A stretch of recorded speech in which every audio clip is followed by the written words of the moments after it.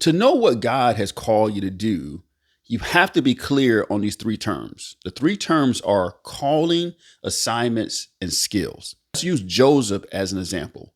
Joseph had a calling to preserve the children of Israel when there was going to be a famine in the land. That's the calling that Joseph has. However, if you look at Joseph's life, he was in an Egyptian's house as a slave.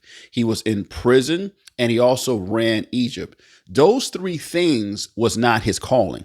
Even though he excelled at running Potiphar's house, even though he excelled at running the jail, and even though he excelled at being second in command in Egypt, those were not his calling. That was his assignment. So he had a calling to preserve Israel, but he had several assignments that allowed him to fulfill his calling. He also had a certain skill set. He had a skill set of administration. If you look at when he was in Potiphar's house, Potiphar recognized that skill set, which caused him to put Joseph in charge of everything he had. When Joseph was in prison, the warden noticed his administrative skill set that caused him to put him in charge of the entire jail system. And also when Pharaoh met Joseph, he also noticed that skill set of administration, and that caused him to put him in charge of the entire land of Egypt. So he had a skill of administration. He had several assignments that led up to his calling. If Joseph didn't understand the difference, he could say stuff like, well, my calling is to be an administrator, and he'll be totally wrong. Or if he didn't understand assignments, he could have said, my assignment is to be a servant in Potiphar's house, just because he was doing that well.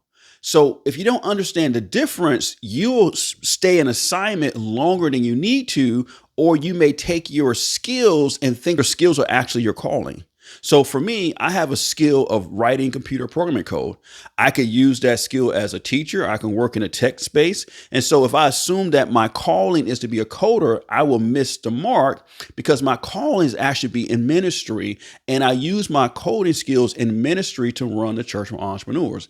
So if I took my skill set, which I'm good at, and considered it my calling, I would actually miss my calling. So we have to get clear that your calling is the purpose that God created you, why you're here on the planet. Your assignments are several things God will direct you to do throughout your life that fulfills your calling. And your skills are your natural abilities or your anointings or your gift that allows you to succeed in your calling.